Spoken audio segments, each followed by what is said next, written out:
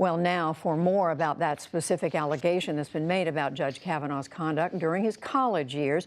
As we said, the New Yorker magazine reported that Kavanaugh exposed himself to a woman named Deborah Ramirez while they were both freshmen at Yale University in the 1980s. Now, Kavanaugh has categorically denied the story, as well as the earlier allegation of sexual misconduct.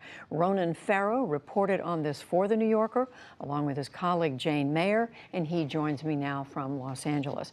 Ronan Farrow, welcome back to the NewsHour. I want to go right to the allegation being made by Deborah Ramirez. How certain is she, and you've talked with her, that it was Brett Kavanaugh who exposed himself to her when they were freshmen at Yale?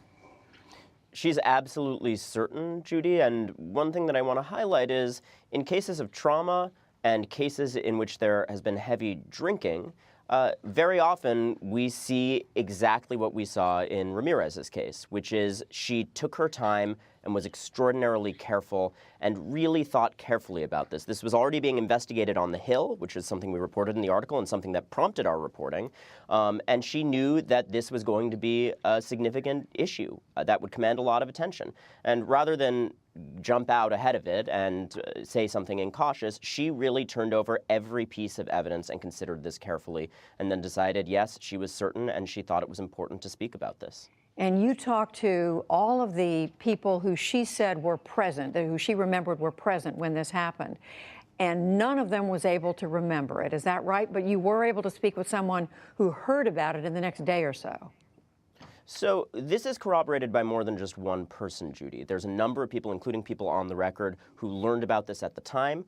There's the individual you mentioned who was told right after and independently of Ramirez, not someone who was in touch with her, recounted exactly the same fact pattern down to small details. That's a very credible person. There's an individual who saw a young woman crying, recounting the same fact pattern again soon after. That's an incident that Ms. Ramirez remembers, that she was crying, recounting this. And we have a number of individuals in the Yale community saying that this was known and discussed before Dr. Ford's allegation came to light. As to the people who were present, I want to point out something important that I think is often lost in the conversation. The individuals present who denied that this happened are individuals who Deborah Ramirez said were involved in the alleged misconduct, who egged on Kavanaugh, who taunted her. And those individuals did sign on to a statement, which we included in full, saying that they didn't recall this event and they thought Judge Kavanaugh to be an individual of good character. In other words, you're saying they would have a motive not to acknowledge that what they knew. I think it's important context to note that the statement of support is signed by 3 individuals who do have a clear stake in the allegations and are not impartial bystanders, and 1 other classmate that he rallied. There were 2 others who initially had supported Judge Kavanaugh in that statement, but came forward today and withdrew their names from that. As you know, the New York Times is saying that they talked to 24 people about Ms. Ramirez's allegation. They were not able to get anyone to corroborate it. And as you also know, the Senate Majority Leader, other Republicans, the White House is saying that's a reason to suspect that this may not be true. How do you answer So that? I want to correct your correspondent in what she said earlier. The New York Times did not pass on this story. They didn't decline to run this story. Dean Baquet has come out publicly and said that. This is a case where, as is very often the case with big stories, a lot of publications chased it. And the Times was among the ones that aggressively pursued Deborah Ramirez and repeatedly asked her to speak. She declined because she was working with The New Yorker and wanted to do this carefully with a reporter that she trusted.